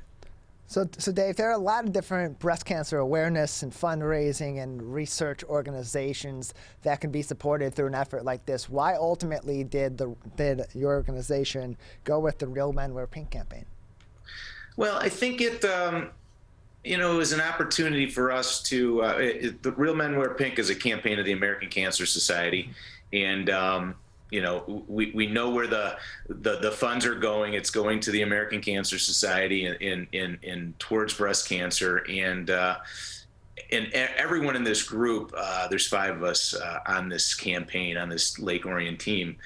Every one of us has been touched by breast cancer in some way, shape, or form. So we got involved in it, and Matt Pfeiffer, who kind of leads our squad here, he's been involved with it a number of years, and he's done just an outstanding job. So keeps doing it every year, and this year I joined him, so was excited to do that. So yeah, it's obviously backed by the American Cancer Society, and just strong push behind a national PR campaign, as well as on the individual local level of what we're doing here in Lake Orion and in Oakland County as a whole.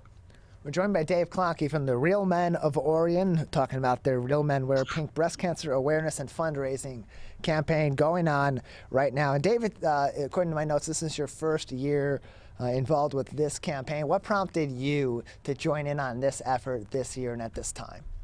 Yeah, well, a number of things. A lot of times when you get involved in something, there are a lot of things that are kind of tugging at you that you may not be aware of, but some of them are pretty obvious.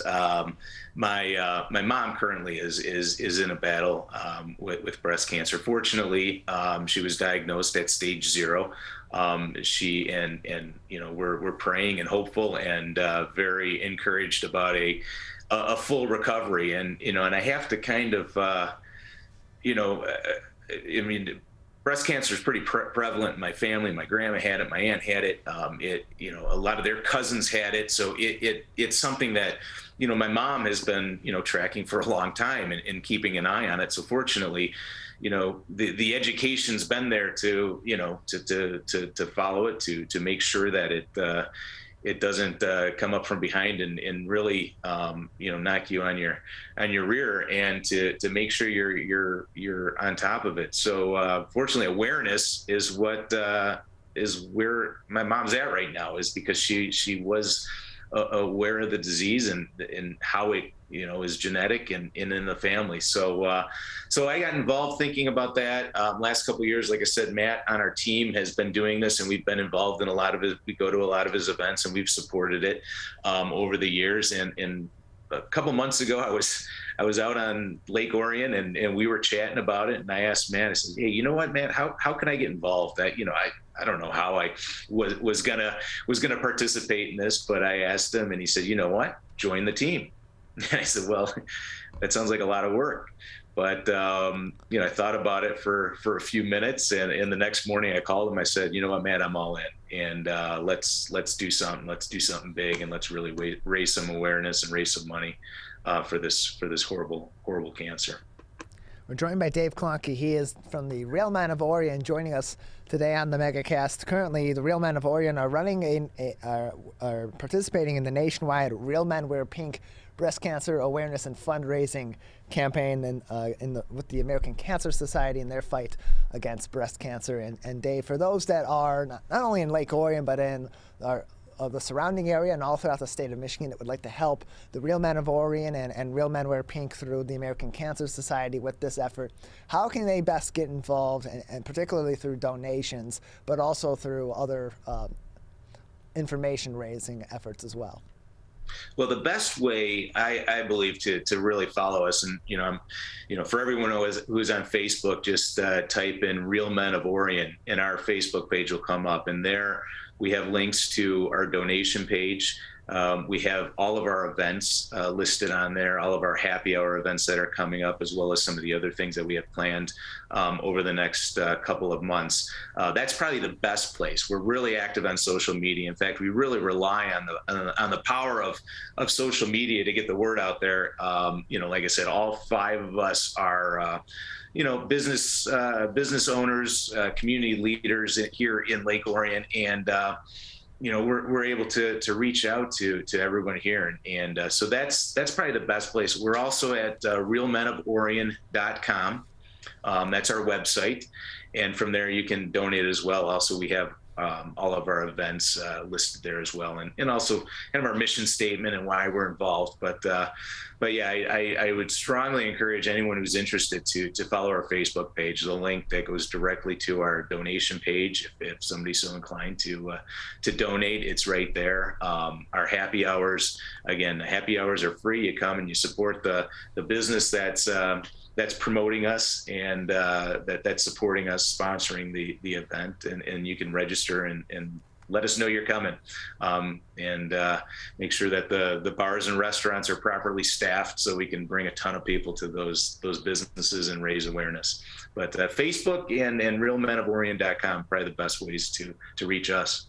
And breast cancer, the second leading cause of death in women, 1 in 8 have a chance of developing breast cancer in their lifetime. We're joined by Dave Klonke from the Real Men of Orion, talking to us today about their campaign to help raise awareness and funds in the fight against breast cancer through the Real Men Wear Pink campaign, which is the campaign, of course, of the American Cancer Society. Learn more information, facebook.com/Real Men of Orion, or by going to their website at realmenoforion.com. And Dave, you mentioned some of the events that have already happened over the past month and that more are going to happen going forward. What are some of the more upcoming events that people may want to attend in Lake Orion and the general area to help support this campaign? Yeah, we have a series of so we reach out to the business community and really try to get them involved, and I'll kind of go over a couple of those that are just the generosity within this community is amazing. I've lived throughout southeastern Detroit area, southeastern Michigan, and I mean, I love something about every community I've lived in, but there's just some sort of amazing generosity and support that comes together here in the Lake Orion community. And so we have, in addition to the happy hours, I think we have 5 or 6 happy hours planned. We have one a week. They're either on right now Wednesdays or Thursdays, and again, all the dates are on our Facebook page. This one this week is at Wine Social. Some of the other locations include 313 Pizza Bar, Johnny Black's Lake House, Opa's. These are all restaurants in Lake Orion, and Fork and Pint. And I hope I'm not missing one. I wrote all my notes down here, but along with that, we're doing a karaoke for a cure campaign inside of these happy hours. We're going to be set up with karaoke, and Ryan Mansfield, who is on our team, he has a DJ business, and he's going to be setting up the karaoke. And basically, there's 2 facets to this.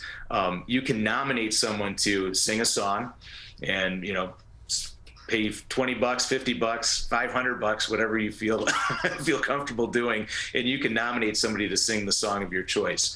And either they sing that song or they match the donation.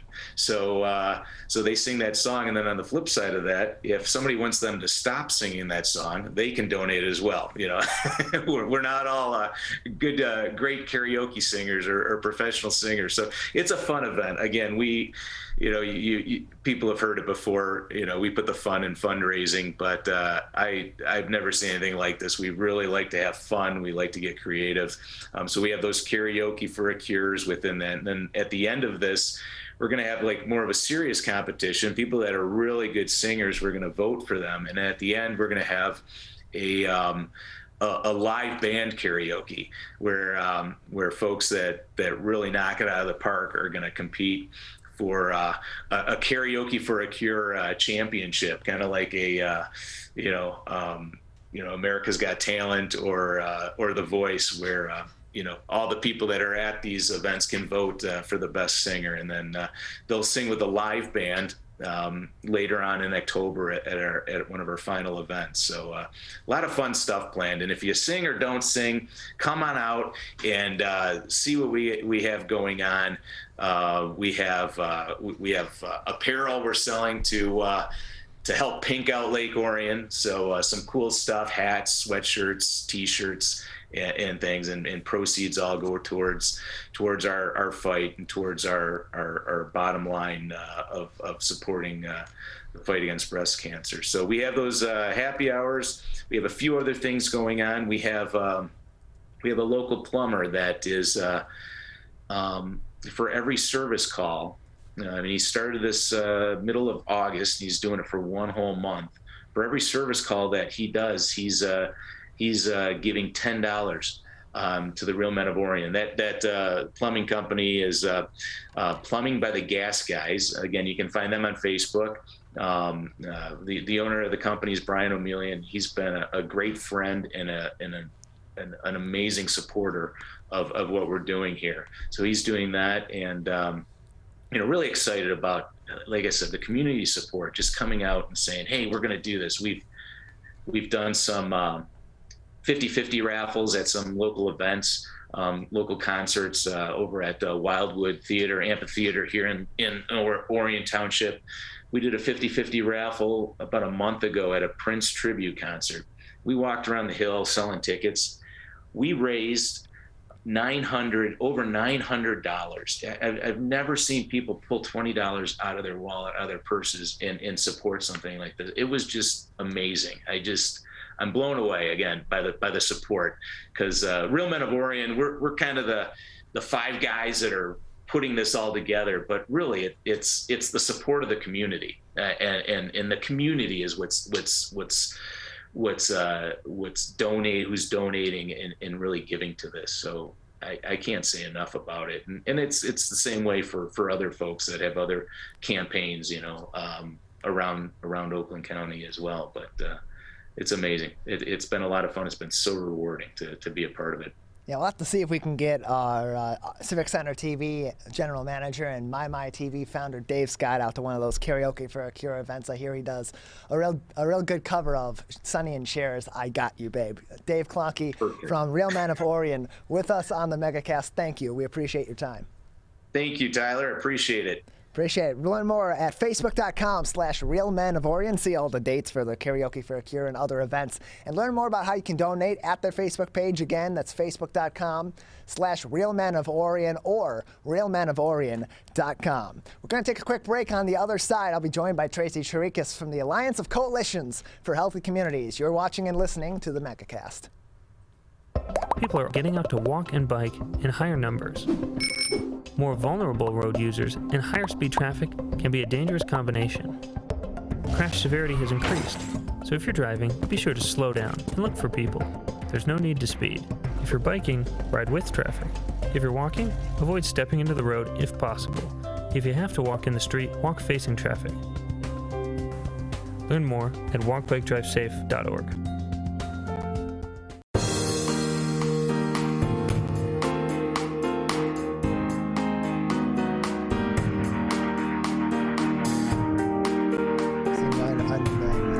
Drugs. Accidental overdose was on the rise during the COVID-19 pandemic due to the social isolation of COVID-19 and the quarantines thereof. Data from 2020 showed there were 2,684 deaths by accidental drug overdose in 2020, a 14% rise from 2019. And we're joined now by the Alliance for Coalitions for Healthy Communities Community Relations Manager Tracy Chirikas with us now on the Megacast. Tracy, thanks for being with us. Thank you so much, Tyler, for inviting the Alliance to be on your broadcast today. Appreciate having you on. Appreciate your perspective on this issue, as the Alliance of Coalitions for Healthy Communities is on the front lines trying to help prevent overdoses, but also treat overdoses as well. I know that your organization puts a lot of effort into Narcan training and to making sure that people throughout our communities have an ability to save the lives of those that do fall victim to an accidental overdose, and do provide resources for those that do have issues with drug and alcohol use and substance use disorders to get the help that they need. And one of the efforts that's currently going into place right now, because it is International Overdose Awareness Day today, is you're having a resource drive today at the Waterford Warming House at 5050 Civic Center Drive in Waterford. It's going on tonight from 5:30 p.m. until 8 p.m. What can people expect as they attend this event? Well, it's really an amazing event. And this is an opportunity to celebrate the lives that we have lost and due to an accidental overdose. What we want our viewing audience to understand is it's not always individuals who struggle with substance use disorder. It can be your mom and dad or your grandma and grandpa. When you come to this event tonight, there will be 255 purple bags that will be placed with a candle on the inside. And I encourage you to just walk around that display, because it does change your mindset on who and what you think can succumb to an accidental overdose. There are age ranges from 18 all the way up to 79. So, it kind of changes your perspective, but also my perspective. This can impact any one of us because as Americans, we just don't treat our pain correctly, and we wait too long, and then we take a little too much, and our bodies aren't adjusted to that. So that's where that accidental overdose comes in. There will be a Narcan training tonight, and it is free and open to anyone who wants to come and receive a free Narcan kit, but you will be trained. There will also be a COVID-19 vaccine clinic as well for anyone who wishes to, get that COVID-19 shot or a booster shot if you've already had your first and second shot. So we will have speakers from the Sheriff's Office, the CEO of Oakland Community Health Network, the CEO from the Alliance of Coalitions for Healthy Network, and many others. You will hear from a parent who lost her son 3 days after being released from jail. And you will hear from an individual in recovery. And even though she has been in recovery for 9 years, she will explain to us as the audience how challenging it was to navigate resources, but just connect with other humans during COVID, the 2020, which was really unbelievable for that community alone. It's tough to address substance use issues even pre-pandemic or outside of crises like this. It can be tough to find those lines of communication and find those resources anyway, regardless of the greater worldly situation that we're in. So Tracy, what resources are available regularly through the Alliance of Coalitions for Healthy Communities for those that are affected, either they have their own substance use issues, or it's a family member, or it's a friend? What resources are provided by your organization that these people can turn to help them through these issues so that they're not going at it alone and they're not in the fog of not only dealing with their substance use issues, but also not knowing where to turn to solve those problems? Thank you so much for asking that, Tyler, because, I am a parent of an individual in long-term recovery. And when we were walking through this very same scenario 12 years ago, it was what you said, a fog that we had to navigate as a parent, being a first-time exposure to substance use disorder and recognizing that I was walking in my own denial patterns at that time frame. Oakland County has some of the best resources imaginable. However, they weren't all contained, in an area where someone who, such as myself 12 years ago, there's so much shame and stigma attached to this disease still, that, we want to extend our arms from the Alliance to assure our family members and individuals struggling that we're here for you. We will help you navigate that. We'll get you connected. Inside of your Save a Life kit, which is how your Narcan will come to you, is a resource guide. And it literally takes you step by step by step so that you can breathe through this process and help get the services you need for your loved one, but yourself as well. Family members, as well as individuals who struggle with this disease, find their lives significantly altered as a direct result. And we don't always know who to turn to without the shame of judgment and other, things that come alongside of this disease. So there will be Oakland Community Health Network. We are partnering with them this evening. They are truly one of the greatest resource partners that we have. But then in Oakland County, we also have the Sober Support Unit. That Sober Support Unit will treat any individual from Oakland County or an individual who is homeless. We want to make sure that they know about the Sober Support Unit because truly it is one of the most valuable resources that we have for substance use disorder or co-occurring disorders such as mental health issues. And Tyler, and I know that mental health issues also soared during the pandemic, and it really unpacked a lot of things that maybe a lot of us were too busy before and we just kind of stuffed it down. And now we're being faced with some of those mental health challenges, just trying to navigate coming back into a work scenario is really difficult for some people. And we want to make sure that everyone feels safe and secure, but we don't want people to feel isolated. We're joined by Tracy Chirikas. She is the Community Relations Manager for the Alliance of Coalitions for Healthy Communities. You can find more information about the Alliance as well as their services at achcmi.org. That's achcmi.org. And Tracy, in September 1st through the end of September, the Alliance kicks off their Shatter the Stigma 2021 virtual fundraiser. It's a month-long fundraising and awareness-raising effort. What can be expected from that fundraising and awareness-raising effort, and how critical now, more than ever, especially given the rise in mental health issues coming to the forefront, the rise in substance use issues, and of course the 14% rise from 2019 through 2020 in accidental overdoses. How more important and critical now are those funds to be able to provide your services than ever before? Well, I think the pandemic really exposed a lot of different things that, money is needed to help individuals navigate and get into treatment facilities. And we have resources that we can utilize within our own organization. From September is National Recovery Month. So we choose that month as the month to spark hope and provide a light for individuals who may be struggling. Each and every day, there will be an educational component snippet that goes out on our live stream. Follow us on Facebook at the Alliance of Coalitions for Healthy Communities, because each and every day we're going to address a different sector of the community. Things employers can do, from both a substance use disorder or mental health, to help their employees plug back in.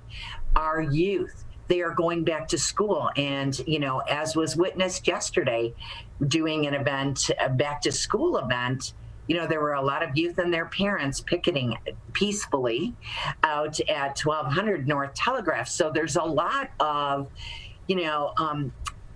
unsettling feelings still within our youth, and we want to keep our youth really safe and healthy during this whole pandemic, but we also want to help them build resiliency skills to help them navigate this and move through this kind of a pandemic in a healthy way. So we have other school programming such as Keep Them Safe, Keep Them Healthy, Renewed, and Social Norm, who is our college campus friend, who goes out and works with the college campus. So really, the Alliance is right out in front from a prevention standpoint to help unpack some of these emotional issues so that they don't become scenarios where an individual finds themselves self-medicating with substances, being alcohol, marijuana, or prescription drugs. We're joined by Tracy Chirikas. She is the Community Relations Manager for the Alliance of Coalitions for Healthy Communities. You can find more information on their website, achcmi.org. That's achcmi.org. And Tracy, going forward, of course, we have the Shatter the Stigma fundraiser and awareness-raising efforts are going to be beginning September 1st, running through the entire month of September through September 30th. How can people get involved, not only in the fundraiser, but also in the awareness-raising situation and helping the Alliance with its work as we head into the month of September and head into this major fundraiser? Well, we always need volunteers because there's so much work to be done. And we do bring our volunteers in to help us stuff those Save a Life bags. If you come out to tonight's event, you are really going to be impacted by what the Alliance does just on one of our biggest programs.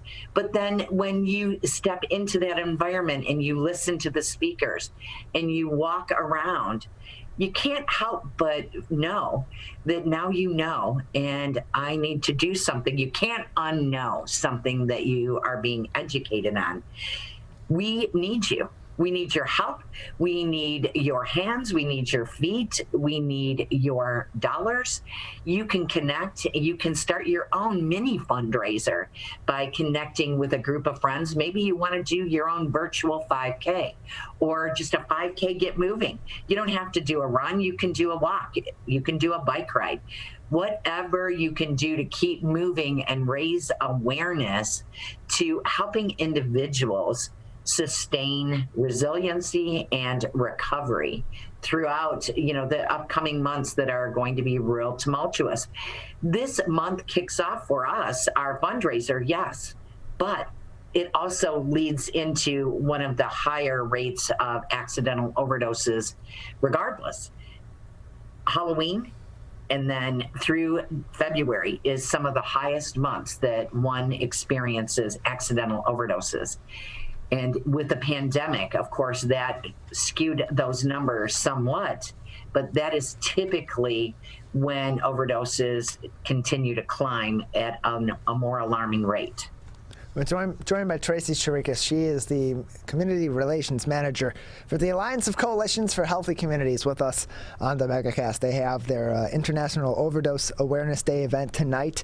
Again, that is at the Waterford Warming House, which is located at 5050 Civic Center Drive in Waterford, Michigan. Again, that event tonight from 5:30 p.m. to 8 o'clock p.m. at the Waterford Warming House, 5050 Civic Center Drive in Waterford, Michigan, in honor of an International Overdose Awareness Day. And then the Alliance will kick off their Shatter the Stigma 2021 fundraiser beginning on September 1st. It is a virtual fundraiser, education, and awareness effort, and the goal is to raise up to $40,000 in that fundraiser. And Tracy, just why the $40,000 number? Why was that? Why is that the goal? What does that go toward?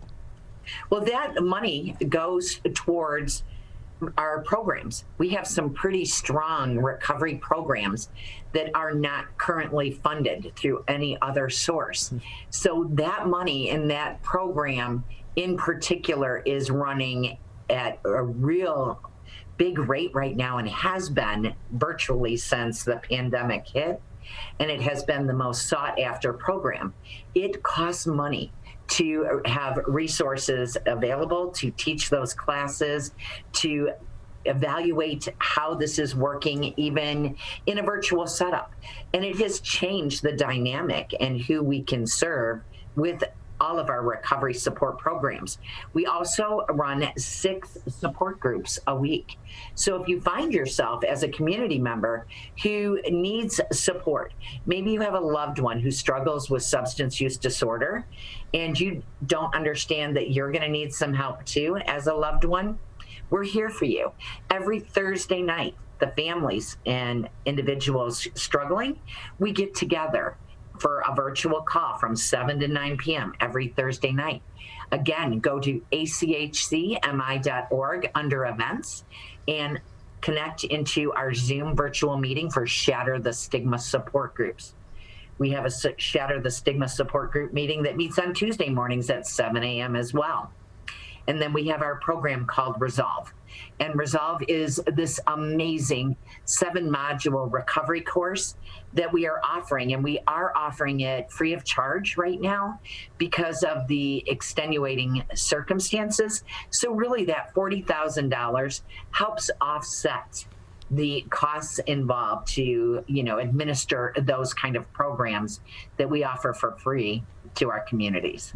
Tracy Chirikas joins us on the Megacast. She's the Community Relations Manager at the Alliance of Coalitions for Healthy Communities. Tracy, just another minute or so before we'll say goodbye today. Anything else that would be important for our audience to know at this moment? I just really want to encourage you to come out. I know that you may be sitting back thinking, that doesn't affect me and we don't have a problem with drugs in our house. And that may or may not be the case, but I guarantee that you will come across this sooner rather than later. And our goal tonight is to educate you, to empower you, and to equip you to help save lives, number one, but to see to show you how your ability to be trained in Narcan training can and will save lives, so that you're not one of those represented tonight. There are 255 purple bags that will be displayed this evening that represent every human being that lost their battle to substance use disorder in 2020. And as Tyler shared, that was a 14% increase for Oakland County as well.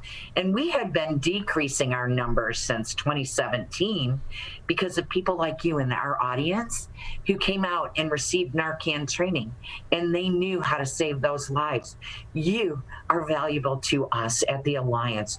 You can and will make a difference in saving those lives. We just want you to plug in with us tonight and be a part of everything that the Alliance offers throughout Oakland County. Well, Tracy, we appreciate your time. Thanks for being with us today. Thank you, Tyler.